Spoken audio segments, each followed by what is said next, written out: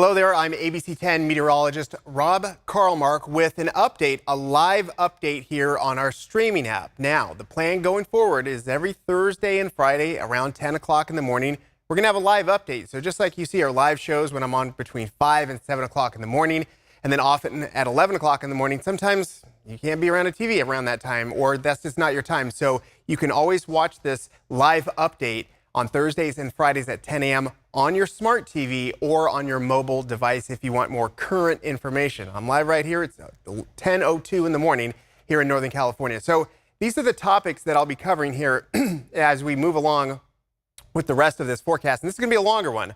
So if you want the whole picture of what's going on, I'm going to cover everything. We've got a water year update. We also have our Northern California forecast, heavy on the poor air quality forecasting and why this is going on, why it kind of looks like this behind me. And then the Sierra forecast is about now, and maybe you've got some plans if you're going or not, and you want to know what the weather's going to be like and the conditions for skiing or snowboarding. Hey, I've got that for you too. So let's go ahead and get into your weather impact live update. Now, first of all, I like the big picture because when we move into these patterns where we are right now, which is pretty extreme in a number of ways, a lot of people will be thinking, is there any idea that this might happen? For example, how dry it is in Southern California.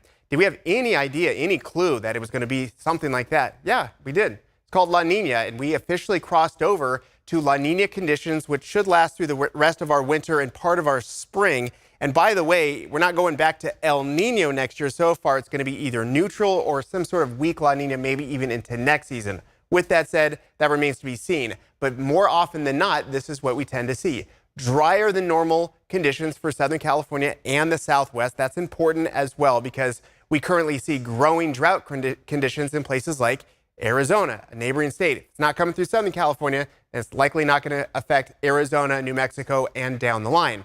With that said, we also, early on at least, saw much wetter conditions for the Pacific Northwest and far Northern California for our early season storms, which basically consisted of one giant atmospheric river. It was a doozy and a juicy one, and it just absolutely hammered Northern California.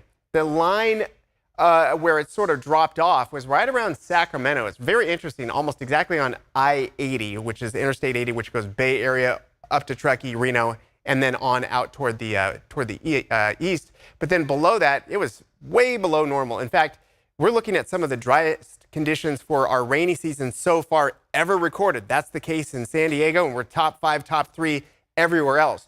For rain in the bucket, Palm Springs has seen a trace, basically zero. San Diego, almost nothing. LA, almost nothing. Santa Barbara doing a little bit better, and then you can see we've seen some measure of rain in Northern California, and then quite actually a lot for Redding and Eureka so far. When you look at it compared to average, this week is the week when places like San Francisco and also Sacramento, which were above average for a while, have now slipped below average. Not by much, let's be honest, but Stockton, Modesto, and then the numbers start to change and really go up for other places. So Redding and Eureka are still hanging out above average. It's the line essentially that really took most of that major atmospheric river, and that is very, very helpful and very good luck because guess what's up there? Lake Shasta, the biggest reservoir in the state, more than 4 million acre feet. Oroville, just about 4 million acre feet. Then we've also got Folsom, which is a very important local water source for places like Sacramento and nearby areas. Trinity, another one of the big 3 in far Northern California. All of these lakes, these are the big ones. They are up quite a bit. Not only are they above average, they're up 43 feet for Shasta, and for such a big lake, that's very important. Oroville, part of the reason why it's up so many feet is because it's very narrow, almost like a martini glass. So you start moving up very quickly, and then it starts to slow down when it gets to the top because you need a lot more water at that top layer. Folsom, Trinity, this is all good news. And by the way, I looked at Southern California lakes and reservoirs, and they are mostly all above average. So at least for water storage right now, I know they're all down, but they're always down in winter. That's just the way that it goes compared to when they're much fuller in the spring, but they're still hanging out above average. With that said, the historic nature of the dryness in Southern California cannot be discounted. Yes, we're having very strong, endless strong winds. That's been an issue, but that ended essentially today. They're calling it the 9-day siege of wind. But because it's been so dry, it makes it so much more impactful as far as the fire season goes for them. And we're approaching, by the end of this month, it'll be basically 10 months in a row without any meaningful rain. Even for California, even for Southern California, that is very rare and a very big deal indeed. And that's why, we use these cameras to watch for smoke and for fire conditions. But look how brown everything is. Usually by now there's some level of very small greening of the grasses and the vegetation that's taking place even in Southern California, and we just haven't seen it at all. As far as an update, these two fires keep moving up the list as far as destructive fires. These are based on structures burned. The Camp Fire, I think a lot of people forgot about this, which is sad to say, but it's true. This is the fire that destroyed Paradise completely, and parts of Magalia and other spots nearby. Concow, some places near there also destroyed 18,000 structures in one fire, essentially in about 6 hours. So we've got the Eaton Fire, the Palisades Fire, the Tubbs Fire, which was a very big deal in the Santa Rosa area. Anyway, I digress. The point is that because of the dryness of the ground, and then also with the very strong historic winds on top of that, this created perfect storm for fire, and unfortunately, those are the results of what we know so far. Here on your Thursday, this is what we're talking about here locally. We've got cold mornings, sunny skies, and mild conditions. Somehow, we're colder than normal in the morning, and then more warm than normal in the afternoon at the same time on the same day. It's just bizarre. We've got frosty conditions for tonight until early on Friday for the Bay Area. That's how cold it's been, 35, 34, 32 degrees, lots of frost all over the place. The wind situation, though, earlier for Northern California was a big deal. It was windy, and then it started to get a little breezy, and now we're in the calm to basically a light wind. The problem with that, and I don't like to always be bringing up problems, but this is the reality, is that our air quality is not in great shape. Earlier this morning, this is from data on purpleair.com. This is, by the way, good data. Officials also have cross-checked and looked at this, and in many cases can verify that this is roughly in the same neighborhood as what their official equipment will record. The reason why I like to use it, and I do have permission from them, is because there's just a lot more data, so it fills in a lot more of the gaps. With that said, we've got good air quality conditions in the foothills, also along the coast, which is not unusual, but there's something here that you don't see on a two-dimensional map. There's something called the inversion, and below that, in elevation, that's where a lot of the air quality issues are showing up. In Sacramento, Stockton, Modesto, I could keep going. Fresno's also in there as well. Bakersfield, not so bad, actually. And then we're looking at out toward the Delta and the Bay Area. Well, what's going on there? Let's go ahead and take that 2D map and turn it on its side, because the atmosphere works in 3 dimensions. So what happens very often this time of year, and I just spoke to the experts locally yesterday, they say at least 50% of the pollution during the winter comes from wood fires in people's fireplaces, along with some agricultural burning that's part of it. It creates small particles called PM 2.5. They come out of the chimney or out of the slash pile. They start to move up, as you would expect, and then they hit that inversion layer. And what happens is that then it stops. So again, this is important. I don't want to miss this. It gets below this inversion layer. As we all know, heat and smoke rises, but once it hits a layer that's actually warmer than it is, it just stops that process. And then it hangs out, and then in many cases, it starts to drop back down. You do that day after day of light winds and a lower inversion because it's cold, and you end up with a bad pollution situation related to smoke particles in the middle of winter. Now, what would change that? Rain would change that, obviously, and also even wind could disperse some of that, but we're not having that. So what we have is something called burn bans, or at least different stages of can I burn or not, for Sacramento, San Joaquin, and Stanislaus. And right now they're advising don't burn unless you have a permit or you're registered.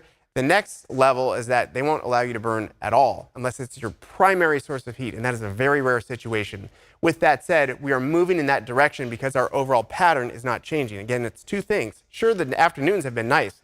Trust me, I've been out there doing what I can, enjoying it with the kids when it's 60 degrees in January. But remember, we're starting to slip behind for rainfall. We're starting to slip behind for snowfall. Not great. And then this pattern, at least in the morning, because it's cold with light wind, does create a bad air quality situation. And that's what we have. The pattern will continue. The rest of the country is going to be talking a lot about cold weather.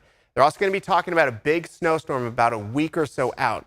You totally get that? We are just the odd man out, aren't we? We are the stone in the river where everything's going around us, and we're just sitting there waiting for things to change. We've had our big storms. That was great. We had a break that's also great and actually very normal, but we got to get rid of this ridge of high pressure. problem is that it's going to be very, very strong and it's tough to move when it gets locked in. So that's why we're looking at for the next 3, 7, 10, I could go 14 days out, and it's roughly going to look like this with lows in the 30s, highs in the upper 50s near 60, and very dry going into this weekend and likely next weekend as well. As you would expect, we're taking a hit on the snowpack. Now, what the most important number I can show you here is this, the April 1st average. This is the end of the ball game, so to speak. You want these numbers to be close to 100%, if not a little bit above. They can handle a little excess. That actually makes things a lot more easier to manage. So we're at 58% for the Northern Sierra, 37% for Central Sierra, and 28% for the Southern Sierra. In other words, the Southern Sierra, if we did not get any more storms, which is very unlikely, they would be at about 1/4 of what you would expect for snowpack, which is roughly 1/3 of our water source here in California. Statewide, it looks a little bit better when you average everything out. We're making progress, but obviously, not only do we need rain, but we need snow as well. Now, if you're heading up to the Sierra, the number one question I always get is, hey, how are the roads going to be? We're not expecting chain control for Thursday, which is today, Friday, Saturday, and the all-important day, Sunday, when people are coming back. I could even extend this because this is a holiday weekend into Monday as well. We're not expecting any chain controls. Should you still bring them? Yeah, absolutely. Who knows what could happen, and they always advise you to bring them in chain control areas just in case, so throw them in if you got them. But you should really also watch for early in the morning ice. When it's getting warmer in the afternoon, and then we're also watching that freezing in the middle of the night, and these are longer days, we get this melt freeze cycle, which is very hard on the snowpack. It makes everything very firm for skiing, but it also creates black ice in shady corners, so watch out for that. Now, this is an early look. It all depends on all sorts of things. It depends on wind, it depends on staffing, it depends on situations as far as maintenance, but roughly speaking, you could see for many of the resorts going out there, we're looking at conditions that are going to be, a lot of the mountains are open, obviously, with much of the terrain. They've got a lot of the lifts running, but my advice to you is that if you don't like it firm and somewhat icy, wait a little bit later on in the morning or even early afternoon. You could make it a half day, and you're going to be in much better shape. Also, if you're doing anything steep because they are doing a lot of grooming, make sure you know how to self-arrest. This sounds like a crazy thing maybe you've never heard of, but let's just say you catch an edge and you start sliding. Do you know how to stop yourself on some of those steep and very smooth slopes? With some of these, you can go from the top to the bottom. So make sure you know how to use your boots, how to use your legs, how to use your pole, dig it in, and make sure you know how to stop. This seems like outside advice, maybe not your deal. Maybe you think I don't know what I'm talking about, but my advice from me to you, I've taken some of these courses, is make sure you know how to self-arrest with some of these slick conditions in the mountains. But hey, there's snow to plan, and that's what we have going on this weekend. We'll talk to you again tomorrow at 10 a.m.